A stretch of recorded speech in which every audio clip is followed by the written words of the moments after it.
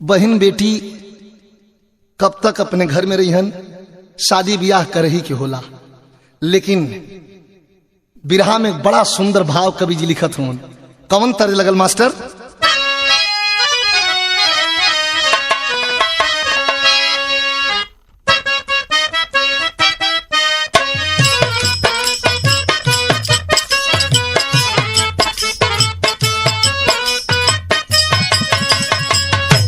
होली के कैसेट में आप लोग हमारे आवाज में सुनत हुआ, ओके आप लोग सुनत रहा, लेकिन बिरहा में भाव तर्ज से बढ़िया हो। केहू का ये गो प्यार है बेटी, भरे का श्रृंगार है बेटी।